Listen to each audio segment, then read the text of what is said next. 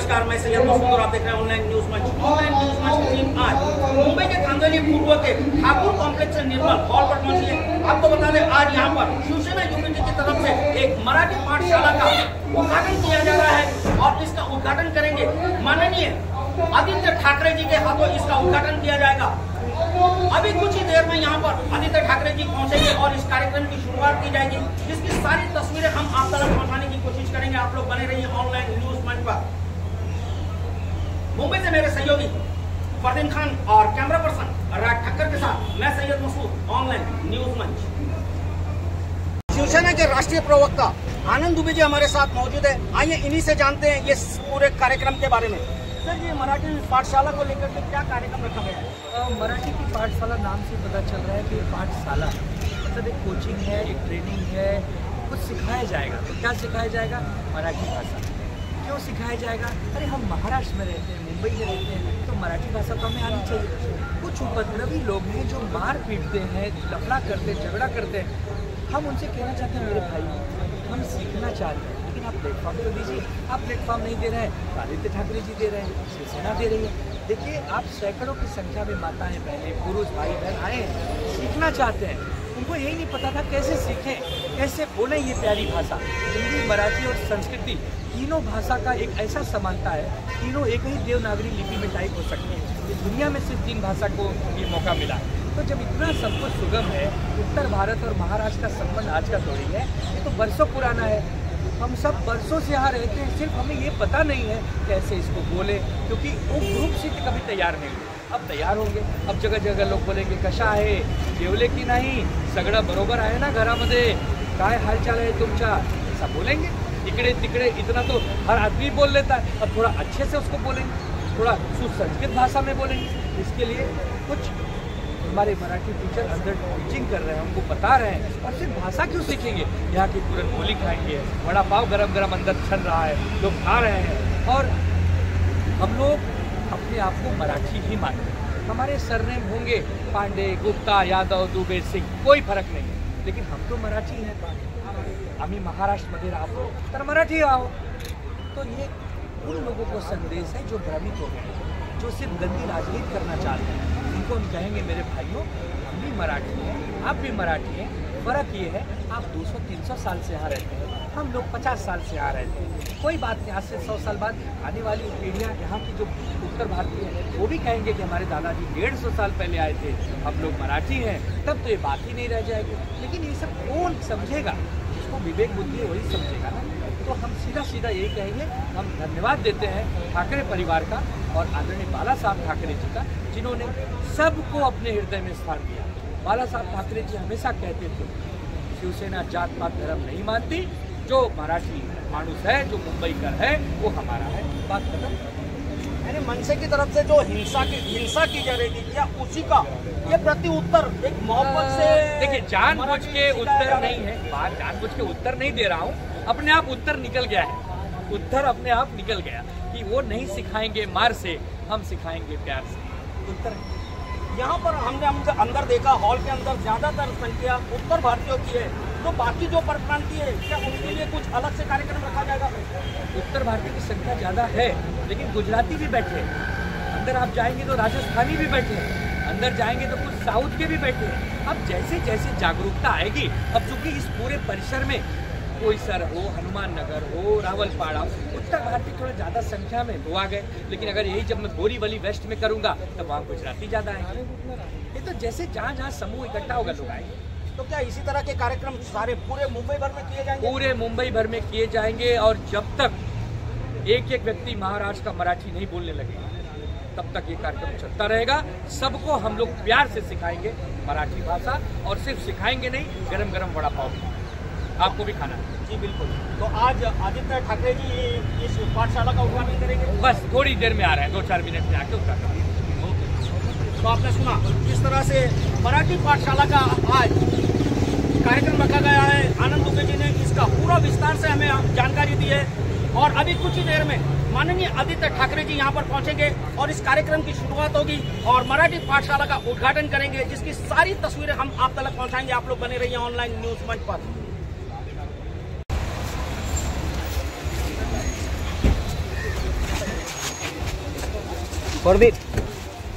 एक वेळी घाबरलो असतो की आपण बोलू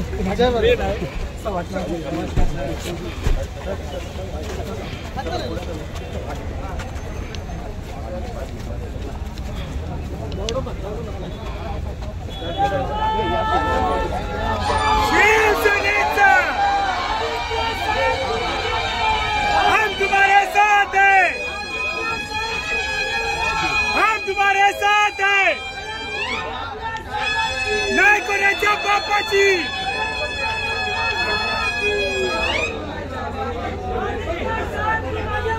हम तुम्हारे साथ हैं।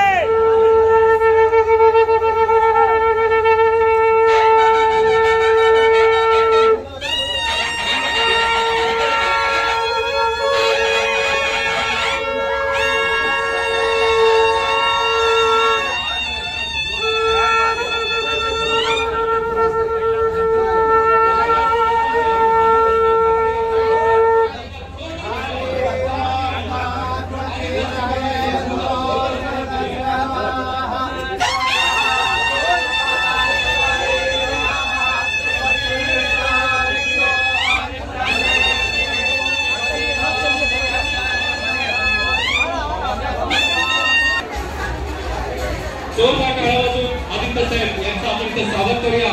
संपूर्ण महाराष्ट्रातील युवकांचे प्रेरणास्था आपल्या सर्वांचे लाडके आमदार माजी पर्यावरण मंत्री सन्माननीय युवा जनप्रमुख आदित्य साहेब ठाकरे एका जोरदार टाळ्या वाजवून सन्माननीय आदित्य साहेब ठाकरे यांचं आपण इथे स्वागत करूया। अरे आवाज कुणाचा, आवाज कुणाचा? भाई साहब, जिस घड़ी की हम सबको सब्र से इंतजार थी वो घड़ी आ गई। हम सबके बीच में हिंदू हृदय सम्राट बाला साहब ठाकरे जी के नातू, हम सबके नेता, युवाओं के दिलों की धड़कन श्री आदित्य ठाकरे जी आए हैं। एक बार जोरदार ताली बजाकर स्वागत कर दीजिए। सर, ये जो उत्तर भारतीय समाज आपके सामने बैठा है, इसे सिर्फ प्यार चाहिए। ये महाराष्ट्र में रहते हैं, महाराष्ट्र में रोजी रोटी कमाते हैं, पूरा जीवन महाराष्ट्र को देते हैं। आप प्लीज बैठ जाइए, प्लीज एक मिनट। पूरा जीवन ये महाराष्ट्र में देते हैं। इनकी बड़ी इच्छा होती है कि हम भी मराठी में बोलें, हम भी मराठी सीखें, लेकिन कभी कोई प्लेटफॉर्म नहीं मिला। आप पहले नेता ऐसे हैं इस महाराष्ट्र और देश में जिन्होंने इन लोगों को प्लेटफॉर्म देने का काम किया। जो ऑनलाइन सीखना चाहता है ऑनलाइन, जो ऑफलाइन सीखना चाहता है ऑफलाइन, दोनों ही सहूलियत आपने इनको उपलब्ध कराई। सर, ये जो माताएं बहनें बैठी हैं, ये जो हमारे भाई बैठे हैं, ये आपसे बहुत प्यार करते हैं, प्रेम करते हैं, क्योंकि आप एक ऐसे युवा नेता हैं जो पर्यावरण को समझते हैं, विकास को समझते हैं, महाराष्ट्र और राष्ट्र दोनों को समझते हैं। ये सब आपको सुनने के लिए कब से बेसब्री से बैठे हैं और हमें खुशी है कि आप अपना कीमती समय निकालकर हम सबके बीच में आए। हम आपको वचन देते हैं कि आज तो अभी शुरुआत है, आने वाले 3 महीने बाद जब एक बार आप फिर आएंगे तो यही पूरा हॉल मराठी भाषा में बात करेगा और मराठी भाषा में सिर्फ बात नहीं करेगा, महाराष्ट्र की पूरन पोली भी खाएगा, झुणका भाकर भी खाएगा, गरम गरम वड़ा पाव भी खाएगा। और ये कह रहा है समाज कि हम मराठी हो चुके हैं, हम मुंबई का हो चुके हैं। हमारे बीच में एक बच्चा आया है, में कुछ आपने कविता गाएगा, कविता पर लोगों ने बड़ी ताली बजाई। तो मैंने कहा जब सर आएंगे तो तू 30 सेकंड की अपनी वही कविता एक बार सर के सामने बताना, ये भी भविष्य में माइक यार। हेलो हेलो बेटा, सर को पहचानते हो ना? तो वही जो हाथी घोड़े वाला बोल दो, डायरेक्ट हो बेटा, सर को निकालना डायरेक्ट हो।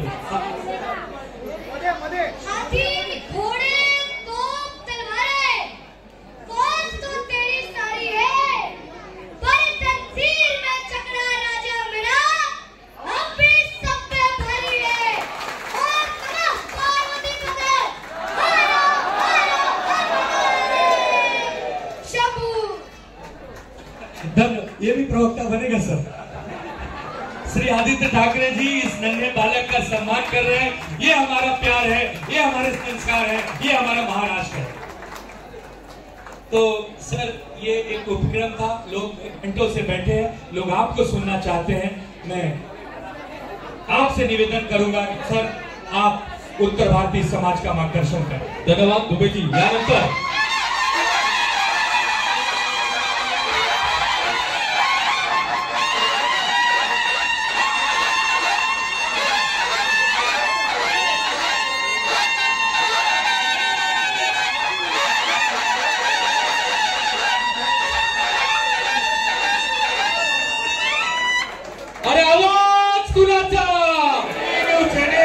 आदित्य साहब आगे बढ़ो, हम तुम्हारे साथ हैं। धन्यवाद।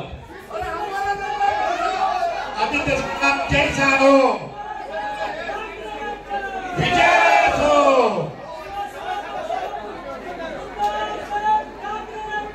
विजय हो।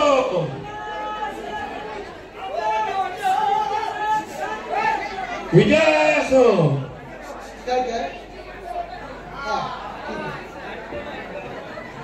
राधे राधे, हर हर महादेव, जय सिया राम. तिन्ही माझे आवडते जे यूपी मध्ये मी ऐकलेली महत्वाची म्हणी आहेत ते आता म्हटल्या. और मैं तो ये नहीं कहूंगा क्योंकि बहुत सारे नेतागण कहते हैं कि मेरा आपसे बहुत पुराना रिश्ता है, और फिर रिश्ता क्या होता है हमें बाद में पता चलता है कि ये सिर्फ राजनीतिक रिश्ता होता है, उसके आगे कुछ नहीं होता. लेकिन आनंद जी, आज जो आपने इस कार्यक्रम में मुझे बुलाया, मैं ये जरूर कहूंगा, अरे नहीं अभी कुर्सी पकड़ के बैठी, लेकिन आपका तो मुझे पता है कि आप एक बार तृतीय स्थान जाके आओ. तृतीय स्थान में तो कलयुग आया नहीं, तो चुनाव नहीं है, राजनीति नहीं है, तो आप इससे दूर हो. ठीक है, मैं तो यही कहूंगा कि आनंद जी, आपने इस कार्यक्रम में मुझे जब बुलाया तब यही मुझे बात याद आई कि आज जो मेरे सामने एक हमारे ही देश के, उत्तर प्रदेश के बहुत करीबी भाई और बहन है, समाज बैठा हुआ है. एक अलग रिश्ता जरूर है, और वो रिश्ता यही है मेरा उनके साथ कि जब कोविड की महामारी चल रही थी, दुनिया भर में एक डर फैल रहा था. फ्लैश कर रहा था. दुनिया भर में एक डर फैला हुआ था. बहुत सारे लोगों को अपने गांव जाने की चिंता थी. कैसे जाएंगे, कब जाएंगे, पहुंच पाएंगे कि नहीं पाएंगे, मुंबई में क्या होगा, महाराष्ट्र में क्या होगा. बहुत सारे ऐसे भी थे, फिर वो मजदूर हो, यहाँ काम करने वाले बहुत सारे जो मेरे दोस्त हैं, मेरे भाई बहन है, वो भी हो, चिंतित थे, भयभीत थे, और इसी चिंता में, इसी भय में निकल पड़े थे, चलते चलते राह पे. कोई यूपी जा रहा है, कोई बिहार जा रहा है, और हम भी देख रहे हैं शासन में होते हुए कि इनके हाल क्या हो रहे हैं. तभी ना केंद्र सरकार ने आपकी आवाज सुनी, ना यूपी सरकार ने सुनी, ना बिहार सरकार ने सुनी. अगर आपकी आवाज सुनी और आपको ये विश्वास दिलाया कि आप भी हमारे ही हो, हम भी आपके हैं, तो वो एक ही मुख्यमंत्री थे, उद्धव बाला साहेब ठाकरे. मुझे याद है कि जब उन्होंने फेसबुक लाइव किया, हर घर में आए थे, हर फोन पे आए थे, और उन्होंने यही कहा था कि कोई भयभीत न हो, कोई डरो मत, कोई अपने अपने गांव जाओ मत, क्योंकि ये भी आप ही की गांव है, आप ही की जमीन है, और आप हमारे हो. यहाँ जैसे हम लोग रहते हैं वैसे आप रहते हो. इसी माटी के लिए, इसी भूमि के लिए आप मेहनत करते आए हो. आपका ख्याल हम रखेंगे, आपकी चिंता हम करेंगे, आप खुद की चिंता ना करें. और वही दृश्य मैं अभी भी याद करता हूँ, टीवी पे भी याद करता हूँ. एक तरफ उद्धव जी थे, मुख्यमंत्री महाराष्ट्र के, जो सारे देश भर में एक उदाहरण दे रहे थे कि अगर मुख्यमंत्री होना चाहिए वो कैसा होना चाहिए. हर एक को अपना समझने वाले मुख्यमंत्री थे. और दूसरी तरफ मैं देखता था, जो भी ट्रेनों से हो, बस से हो, चलते हुए हो, अपने अपने गांव, फिर यूपी कोई जाता था, कोई बिहार जाता था, वहां के मुख्यमंत्री जी ने वहां ऑर्डर दी थी कि कोई अंदर नहीं आ पाएगा, सभी को एक जगह बिठाओ, उनपे वो पूरा सैनिटाइजर स्प्रे लगाओ, कोई हानि हो ना हो, उसके क्या परिणाम दुष्परिणाम पता नहीं, लेकिन चला तो सब पे स्प्रे, फिर देखा जाएगा. ये अंतर है उद्धव जी और उन्हीं. लेकिन ये कार्यक्रम आज इसीलिए लिया है क्योंकि सालों से जो यहाँ उत्तर प्रदेश के हो, बिहार के हो, कोई भी दूसरे राज्य के हो, जैसे मेरे वर्ली में उत्तर प्रदेश के बहुत सारे लोग हैं, तेलंगाना से बहुत सारे लोग हैं, आंध्र प्रदेश से बहुत सारे लोग हैं। बहुत सारे लोग ऐसे होते हैं जो मुंबई को अपनी कर्मभूमि समझते हैं। काफी लोगों की जन्मभूमि में मुंबई है और मातृभाषा भी उतनी ही महत्वपूर्ण है, तो उनको अपनी मातृभाषा भी आती है। लेकिन जो सालों से मेरे दादाजी वंदनीय हिंदू हृदय सम्राट बाला साहेब ठाकरे ने जो कहा है कि अपने अपने मातृभाषा का और मातृभूमि तो अपना देश है, अपना हिंदुस्तान है, लेकिन अपनी अपनी मातृभूमि का आदर तो होना ही चाहिए। जो भी मातृभाषा बोल नहीं सकता उसका क्या इस देश में मतलब है? अपनी मातृभाषा ये प्रथम अपने को आनी ही चाहिए। अपनी मातृभाषा अपनी जुबान पे हो, बातों में हो, वो तो होनी है, जैसे आपकी हिंदी हो। लेकिन आप जिस राज्य में जाते हो जहां रोजी रोटी मिलती है आपको, वहां की भाषा का, वहां की संस्कार का, वहां के जो लोग हैं उनका भी आदर उतना ही होना चाहिए, क्योंकि ये देश हमारा है। और इस देश में अगर बंधुत्व को बढ़ाना है, इस देश में एकता को बढ़ाना है, तो एक दूसरे के मन को समझना होगा, एक दूसरे को दिल को समझना होगा। और अगर दिल की भाषा बोलनी हो, मन की भाषा बोलनी हो, तो एक दूसरे की भाषा हमें आनी ही चाहिए। उस दिन भी मैंने पत्रकार के माध्यम से यही कहा कि अभी दो पार्टी है अपने राज्य में, एक भाजपा है और दूसरी पार्टी भाजपा की बी टीम है। कौन सी है?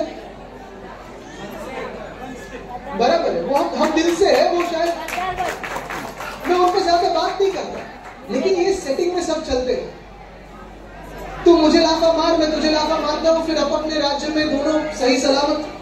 कोई दिखाएगा बिहार में, देखो मैं तुम्हारे लिए लड़ रहा हूँ, भाजपा दिखाएगी बिहार में, देखो मैं तुम्हारे लिए महाराष्ट्र में लड़ रहा हूँ। यहाँ कोई उनकी बी टीम दिखाएंगे, सबको हमें दिखाएंगे कि बाबा भी तुमसे साड़ी लड़ता है।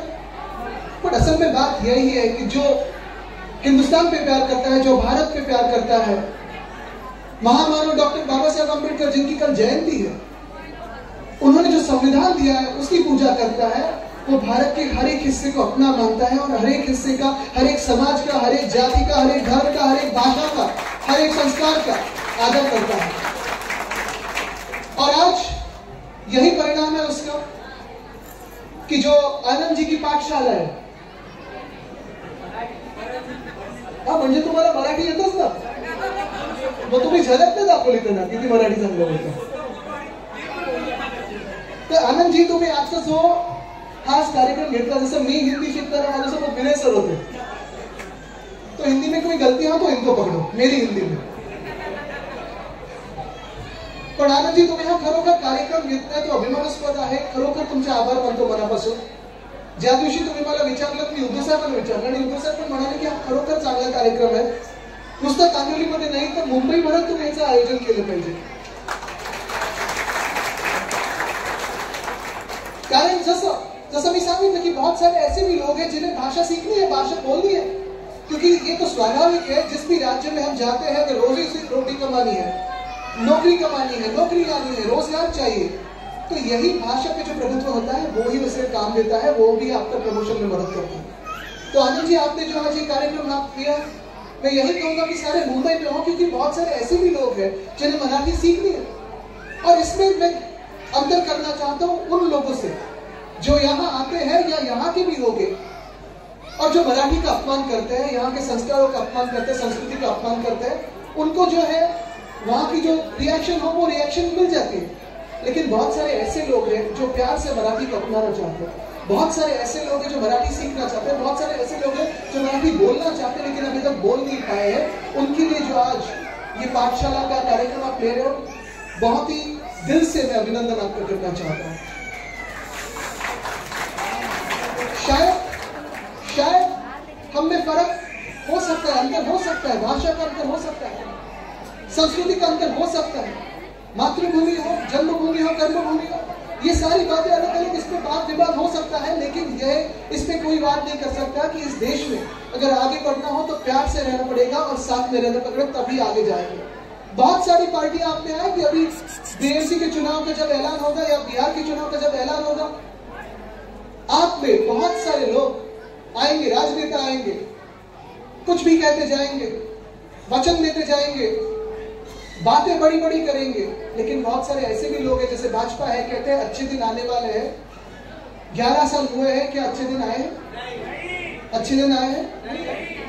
और हम यही मानते हैं कि अगर वचन देना हो तो वचन पूरा करना जरूरी है, और इसलिए हमारी पार्टी इसी में विश्वास रखती है कि रघुकुल रीत सदा चली आए, प्राण जाए पर ये हमारा हर बार एक कहना होता है। मुझे याद है आज भी जब अयोध्या हम आए थे, रामलला का दर्शन करने आए थे 2018 साल में, 18 साल था, तब भाजपा भूल गई थी राम मंदिर का विषय। तब उद्धव जी ने पहली बार वापस एक बार ऐलान किया था कि पहले मंदिर फिर सरकार। मंदिर तो बन गया है, आधा अधूरा मंदिर का उद्घाटन अनावरण प्रधानमंत्री महोदय ने तब किया था, लेकिन अगर राम राज्य, राम जी का मंदिर तो बन गया है, लेकिन राम राज्य इस भारत में लाना होगा तो यह भी जरूरी है कि हृदय में राम और हाथ को काम। अच्छे दिन का मतलब यही होता है। अच्छे दिन का मतलब यानी हर एक को रोजगार, हर एक को रोटी, हर एक को कपड़ा, हर एक को अपना घर।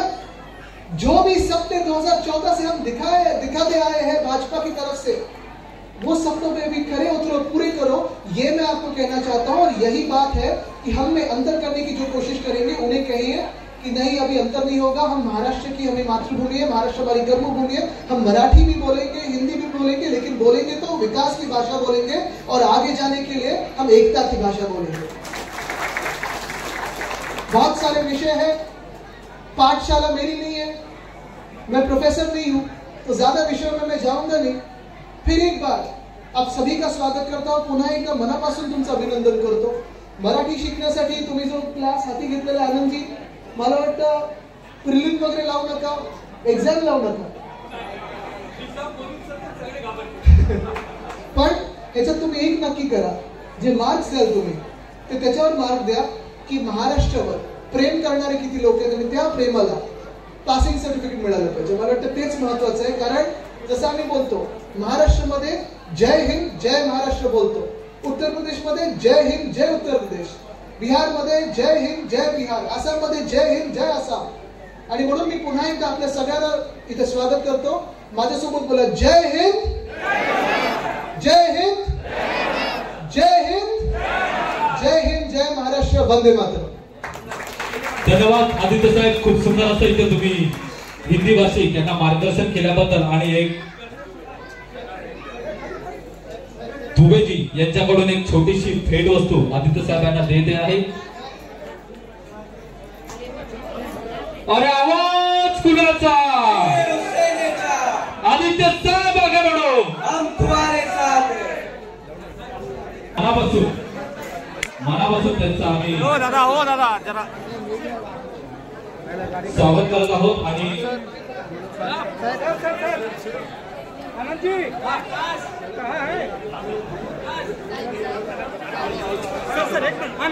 कोणी गर्दी करू नये, स्टेजवर कृपया सर्वांना विनंती आहे, कोणी गर्दी करू नये।